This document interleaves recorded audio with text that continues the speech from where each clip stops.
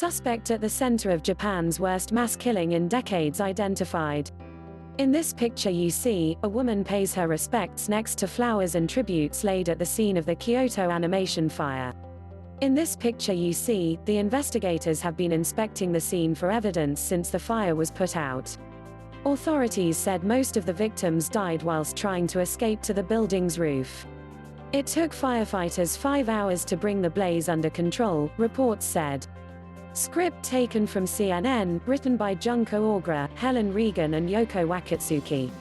All photos may not represent the story. This video is especially made for English learners. The suspect at the center of Japan's worst mass killing in almost 20 years told police that his work was plagiarized and that he used gasoline to torch the renowned Kyoto Animation studio, killing 33 people.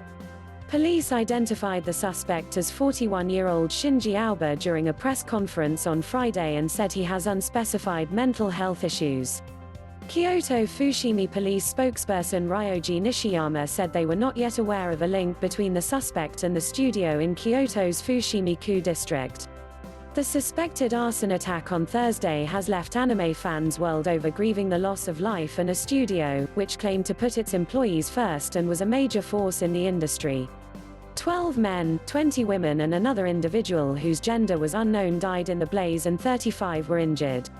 All of those who died were employees. As they apprehended the suspect, police said the man spoke about his work being plagiarized but cautioned that they need to wait until the suspect is formally interviewed before confirming a motive. Officers have so far been unable to question the man, who remains sedated in hospital owing to the severe burns he sustained during the attack.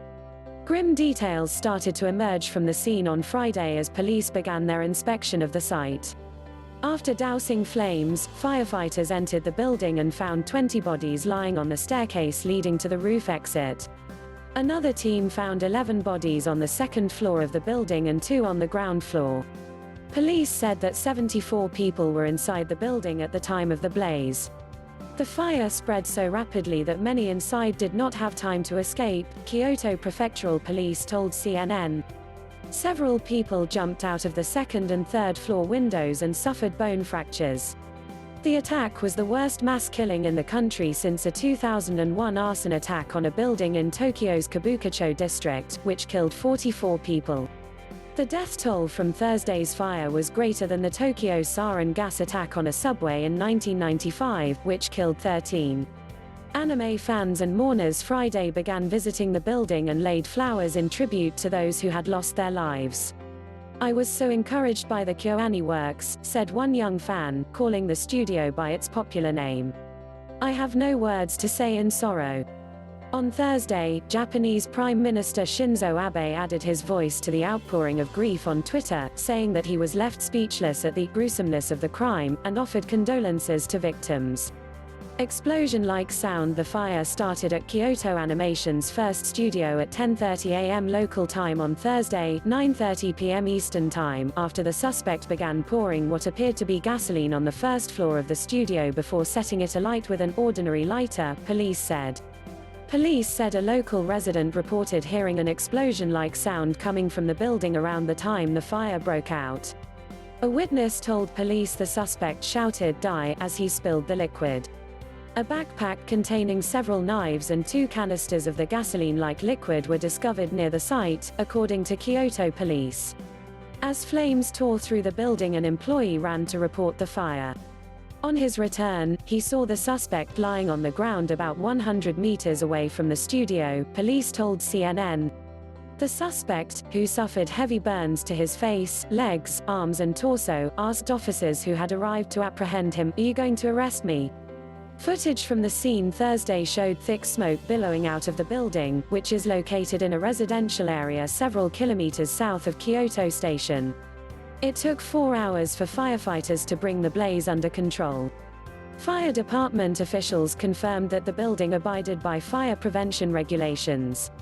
A terrible loss for both humanity and art, Kyoto Animation's CEO Hideaki Yata told reporters the company had received death threats by mail, which had been sent to the police, and expressed sorrow that workers in the industry had been targeted. "They are the people who carry the Japan's animation industry on their shoulders. "I can't bear to accept the fact they are being hurt or losing their lives," he said. Kyoto Animation received a death threat through its webpage in October 2018, Kyoto Police said. The company filed a formal complaint to police, but they were unable to identify who had sent it. Police do not know whether the fire was originated from Aoba.